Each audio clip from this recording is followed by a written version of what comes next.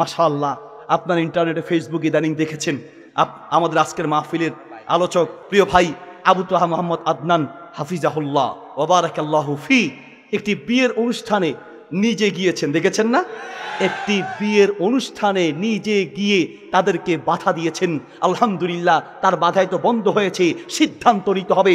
যদি আমরা সিদ্ধান্ত নেই, সাহস যোগাই, আল্লাহর উপরে ভরসা করে এগিয়ে যাই, আমরা যুবকরা পারবো পুরো বাংলাদেশকে হারাম আর গুনাহমুক্ত করার জন্য, ঠিক কিনা? সিদ্ধান্ত নিতে হবে। আপনার ছেলে যদি আপনার বিয়ে শাদিতে, আপনার ছেলের বিয়ে শাদিতে গান বাদ্য বাজায়, নাচনেওয়ালি বুড়ি নিয়ে আসে, গানের অনুষ্ঠানের ব্যবস্থা করে, ঢোল তবলার ব্যবস্থা করে, আপনি বাপ, আপনার উপরে দায়িত্ব, আপনি হাত দিয়ে তার এই অশ্লীল কাজে, এই গুনাহের কাজে বাধা দিবেন, ঠিক কিনা? আপনার বোন করছে, আপনি বাধা দিবেন। ভাই করছে, বাধা দিবেন। অথবা আপনার অধীনস্থ কেউ করছে, আপনি বাধা দিবেন। যেভাবে হোক বাধা দেওয়ার প্রত্যেকের দায়িত্ব অনুযায়ী করবেন। আমি তো বলি, আমরা আলেম ওলামারাও যদি সিদ্ধান্ত নেই, ইনশাআল্লাহ এদেশ পরিবর্তন হবেই হবে। এদেশে পরিবর্তন হওয়া সম্ভব। শুনুন, বাংলাদেশের যতগুলো মসজিদ আছে, প্রত্যেকটা মসজিদের ইমাম আর খতিব সাহেব যদি সিদ্ধান্ত নেন, যেই বিয়েতে নাচ গান, নাচনেওয়ালি বুড়ি থাকবে, যেই বিয়েতে যৌতুক থাকবে, যেই বিয়েতে হারাম থাকবে, যেই বিয়েতে গুনাহের ব্যবস্থা থাকবে, আলেমরা যদি সিদ্ধান্ত নেয় ওই বিয়ে আমরা পড়াতে যাব না, একদিনে সারা বাংলাদেশ পাল্টে যাবে, ঠিক কিনা? কিন্তু ইমাম সাহেবরা পারেন না। এটার বড় কারণ, ইমাম সাহেবদেরকে সিস্টেমে আটকানোর ব্যবস্থা করা হয়েছে। আমার মনে আছে, কমিটির যারা দায়িত্বশীল আছেন, আপনাদের জন্য বলছি, অধিকাংশ ক্ষেত্রে কমিটির মধ্যে কিছু সুদখোর, ঘুষখোর, হারামখোর, নিজেও 2 নাম্বার, এইরকম কিছু 2 নাম্বার লোকদের কারণে ইমাম আর খতিবরা হক কথা বলতে পারে না। ঢাকা শহরে আমি জুমা পড়াতে গিয়েছিলাম এক মসজিদে মেহমান হিসেবে। তো সভাপতি সাহেব দেখা করতে আসলেন। এসে আমাকে বলছেন, হুজুর আপনি তো জুমা পড়াবেন, আপনার সাথে একটু কথা বলতে চাই। হ্যাঁ বলেন। বলছে, হুজুর আমি আর্মি রিটায়ার্ড পারসন, অস্ত্র হুজুর জমা দিয়েছি, মাগার ট্রেনিং হুজুর জমা দেই নেই। তা আমি ভাবলাম যে আবার আমাকে উল্টা ইঞ্জেকশন করে কিনা, একটু মাইন্ড করলাম। উনি আমার চেহারা দেখে বুঝতে পারলেন যে আমি বোধহয় একটু রাগ করেছি। বলে, হুজুর আপনি মাইন্ড করবেন না, সরি, কথাটা একটু আমি ভিন্নভাবে বলেছি, তো আমি যেটা বলি একটু শোনার চেষ্টা করেন। আচ্ছা ভাই বলেন। বলছে, হুজুর রিটায়ার্ড পারসন, অস্ত্র জমা দিয়েছি, ট্রেনিং জমা দেই নেই। মসজিদে আপনি খুতবা দিবেন, সমাজ পরিবর্তন করার জন্য হক কথা কোরআন সুন্নাহ থেকে যা বলা দরকার ইচ্ছা মতো বলবেন। কোনো আঘাত যদি আসে আমি আমার বুকে নিব, আপনার টেনশন নাই।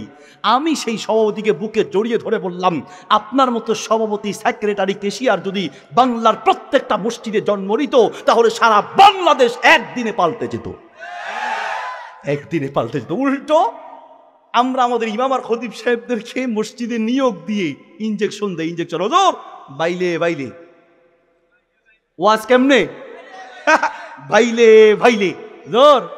আমাদের আগের যে খতিব ইমাম আসিল, 10 বছর আসিল, মাশাআল্লাহ, কেউ হুজুরের খারাপ বলে না, সবাই বলে ভালো, কারণ হুজুর বাইলে বাইলে চালাইছে, ঠিক কিনা?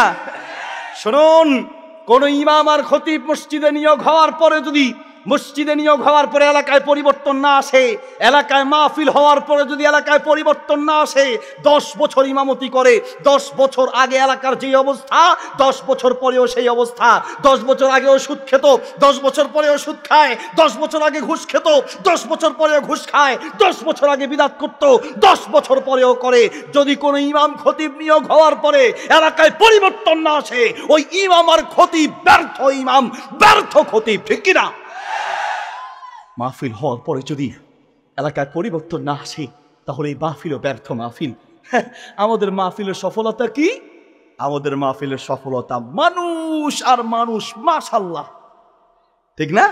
আজকের মাহফিল শেষে প্রশংসা করবেন, আল্লাহ কি মানুষ আর মানুষ, মানুষ আর মানুষ প্রশংসা করবেন। চট্টগ্রাম ওয়াজ শুনছে, তো যাওয়ার সময় একজন আরেকজনকে জিজ্ঞেস করে, বাজি ওয়াজ কেন ইয়ে? পাঁচি ওয়াজ যে গমই একবারে ফাড়াই দিয়ে ফোনলার বক্তা একবারে ফাড়াই দিয়ে, কেন ওয়াজ ইয়ে বদ গমইয়ে? বাজি ওয়াজ কেন করিয়ে 2 মিনিট হন আসাই, আল্লাহর কসম ওয়াজ গমইয়ে মাগা সৈন্য ফাইট গুণ। ওয়াজ কেমন হয়েছে? ভালো হয়েছে।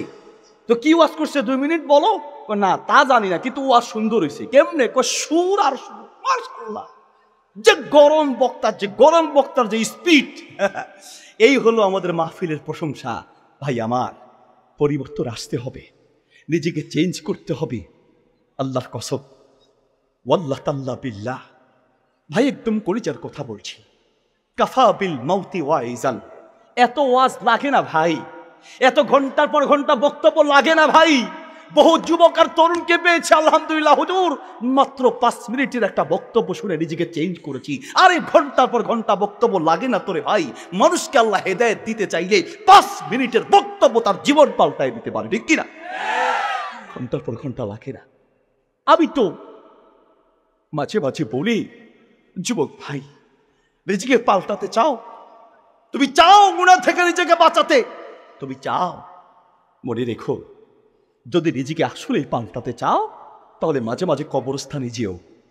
আমি আমার ড্রাইভারকে বলে দিয়েছি, ড্রাইভারকে জিজ্ঞেস করলে বুঝবেন, বলে দিয়েছি, ড্রাইভার সাহেব, রাস্তাঘাটে চলাফেরা অবস্থায় অ্যাক্সিডেন্ট করা কোনো গাড়ি দেখলে সেই গাড়িটার পাশে গিয়ে দাঁড়াবেন, কয়েক মিনিট আমাকে সময় দিবেন, অ্যাক্সিডেন্ট করা গাড়িটা একটু দেখব, আর আপনিও দেখবেন।